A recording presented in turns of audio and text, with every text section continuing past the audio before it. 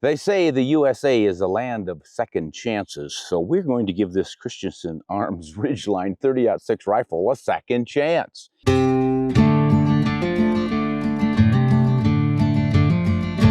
If you remember, this was one we used in our 30-06 week, and boy, given its modern designs and features, I thought it would score pretty highly for accuracy, but it didn't. There was just definitely something off with this rifle. So I sent it back and apologized to Christensen Arms and said, I'm sorry it didn't do well, but it is what it is. And they said, oh, this is way off. We screwed something up or something's wrong with it. Let us check it out. So I left it with them for quite a while and then kind of forgotten about it. And then they said, hey, we've got that 30-06 figured out and we want to send it back to you and have you try it again. So they sent it and we're going to try it again. Now they sent some targets with this, and one of them was shooting under a ½ inch with, I think it was 168 grain Barnes triple shock bullets. And then another target with a different load, same bullet, and that was shooting at just about 3/4 of an inch, as I recall. And their guarantee is 1 inch, so that's what we're going to shoot for here. Now, a little bit about this rifle. As you can see, it's kind of the old style of rifle. It's not a chassis rifle, but it's got all the modern materials. So you have a carbon fiber stock, stainless steel pillar bedded to the action. Christensen makes its own actions. There's sort of a model 700 Remington style. And the barrel is the big deal here.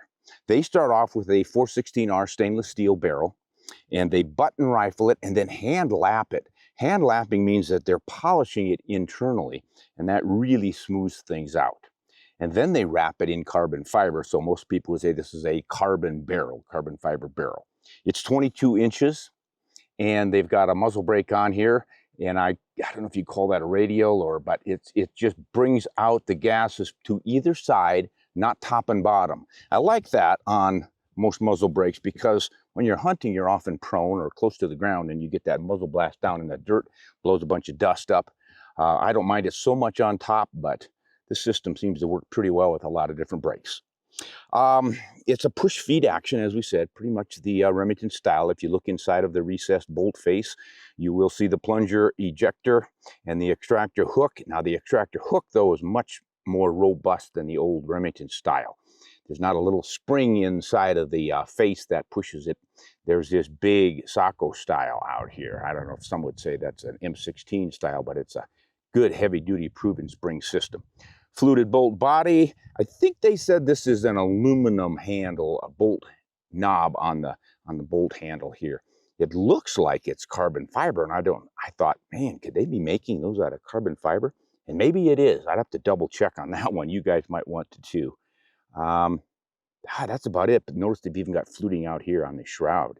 So I was just looking down the bore and trying to bore sight this thing, and I think I've got the job done. So now we're going to get it on paper, as we say, and see if we can't get some good groups out of this. By the way, this has your classic, and I like this stuff, by the way. This has your classic aluminum floor plate, springs open, and there's your rounds to take out. Got the 2-position safety so that you can keep it on safe and take your round out of the chamber and then dump the rest of them out by pushing the button up inside of the trigger bow. Standard stuff. But if you're one of the guys who likes these AICS style protruding detachable magazines, this can easily be adapted to some aftermarket ones. I just do not like that in a hunting rifle, so this to me is beautifully set up. I am using the same Maven RS1.2 scope that we used in the 30-06 week, 2.5 to 15 power by 44, so it's pretty heavy for this rifle. This thing came in at 6 pounds and 5 ounces when I weighed it. They claim there at Christensen it should be 6'3", I think. Could just be my scale. I'm just using a kitchen scale, so we're pretty close right there. Anything else I can tell you about this? I guess not. I think we can begin shooting, guys. All right, I do not have any Barnes ammunition, but it's a copper bullet, and I have some copper impacts here from Winchester. I do not have 65 or 168 grain. I got 150 grain loads and some 150. So let's try that. I've already bore scoped this, and the barrel is fouled with copper. It's a nice coating on it. It doesn't look overly fouled. So I think rather than cleaning it, we're just going to stick with it. Copper on copper, you know how that works. Doesn't always mean that every copper is going to be the same. But let's just see what happens here on our bore sight. Get my double ear protection. Ah, nice. All right. Got a 50-yard target here. What's on that guy? All kinds of holes. 1, 2, 3 up and 1, 2, 3 down. Mild shooter, straight up. Wow, right there, about an inch up. I think I can step out to 100 yards. I will aim for the heavy black line at the bottom of the big circle.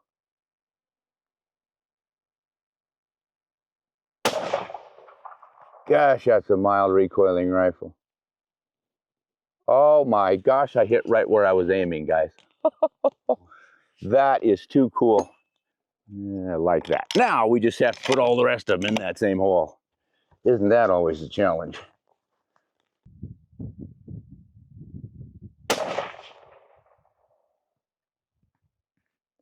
And I don't think we did it. Yeah, by golly, I think we may have.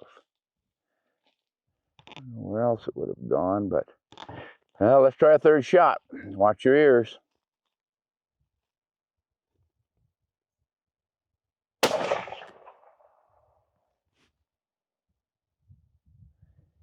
Well, that can't be right. They're not all in that same hole. But... No, I think they're like an inch to the left on the line. Inch left. I was not seeing all of my hits after that first one. I couldn't see the other two, but it was not all in the same hole, darn it.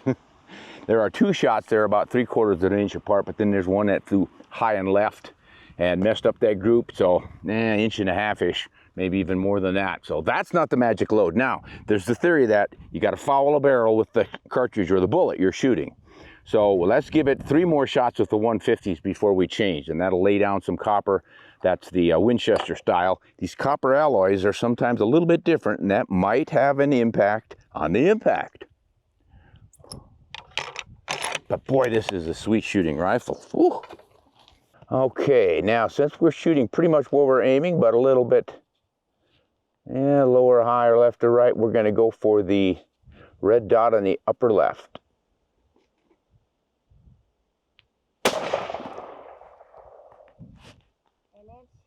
High. Yep, exactly, inch left, inch high.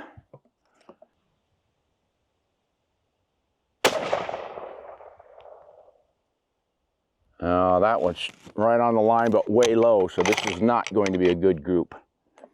Yeah. Disappointing. All right, it doesn't like the 150 grain copper impacts. I don't know if I'm going to have to go hand load some Barnes bullets or what.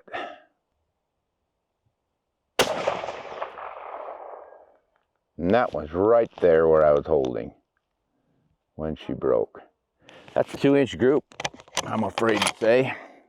Or shall I say, I'm sad to say. We're trying our best, guys.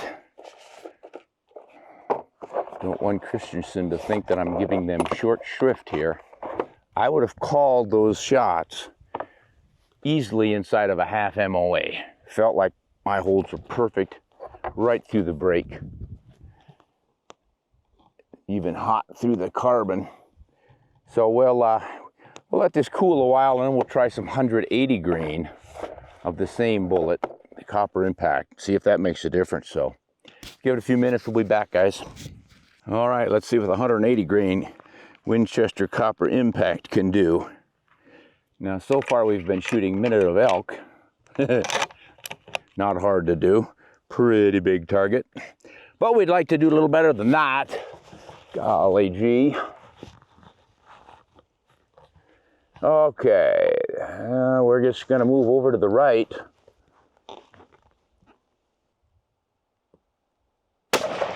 Right on the red dot when it broke.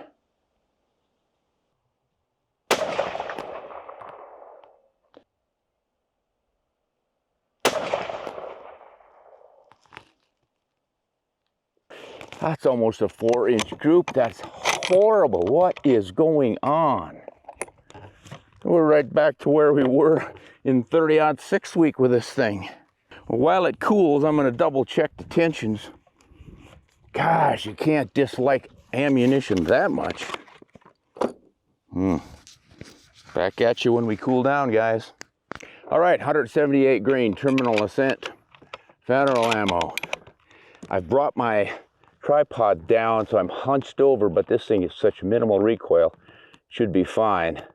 And I'm going to go for the center again, since we're not anywhere close to it. I was right in the red. Where did the shot go? Let the heat shimmer clear up. So we're sticking with our left, 3 left and 1 low.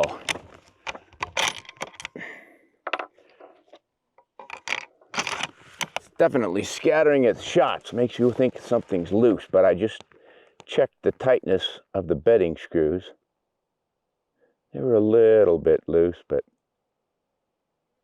probably 20, 25 foot or inch pounds, and I cranked them up a bit.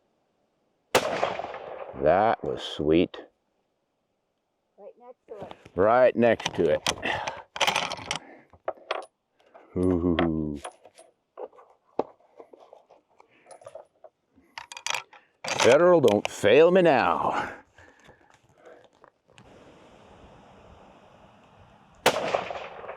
Big gust of wind.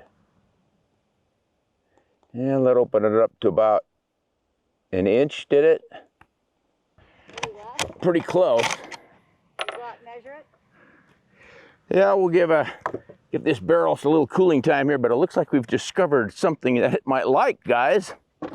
This is the Federal Premium Terminal Ascent 175 grain bullet. I don't remember that it shot it that well during 30-06 week. I do remember we did shoot it. All right, since it seemed to like that terminal ascent, it looks like we've got a 1-inch group out there. So what we've done is tweak the scope now, brought it over 3 and up 1. So I'm going to aim for the lower left red dot. And whether it was the shift I made on the bench setup, or tightening the screw for the bedding, or switching ammo, I don't know, but it seems to be working. Let's see if we can get any consistency. It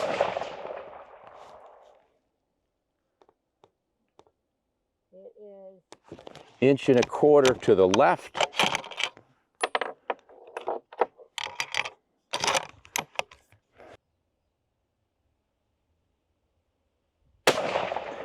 I was just on the right edge of the red circle when that broke. And that's right where my bullet is, only 1/4 inch or so low.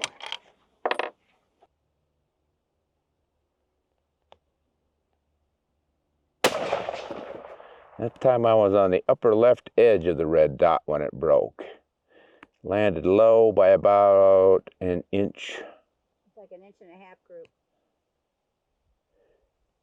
Yeah, not quite, but 1.25 inches anyway. You know, not bad for 30-06 hunting rifle in my experience. We're gonna try those 190 grains now. So far it hasn't liked regular bullets, meaning cup and core style. But maybe this will be the difference. Oh, better put on the ear protection. Muzzle brakes don't do the ears any favors. It's really loud. Okay, I think I'm going back to my old technique of not holding the front end down. Seems like I shot my best group that way. But I'm looking for a natural position for this rifle, right on the spot. There we go. Rock solid. 26.99.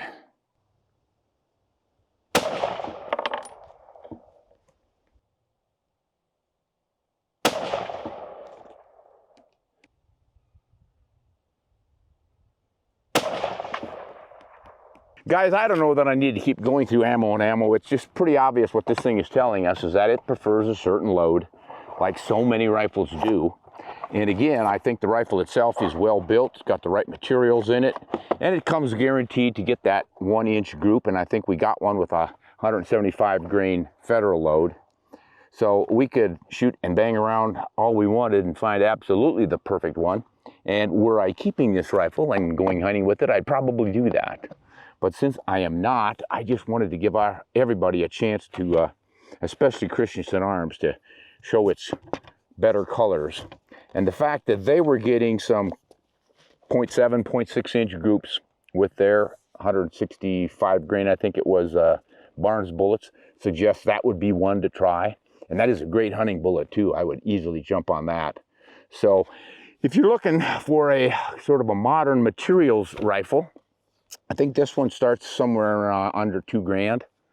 You might want to give it a look.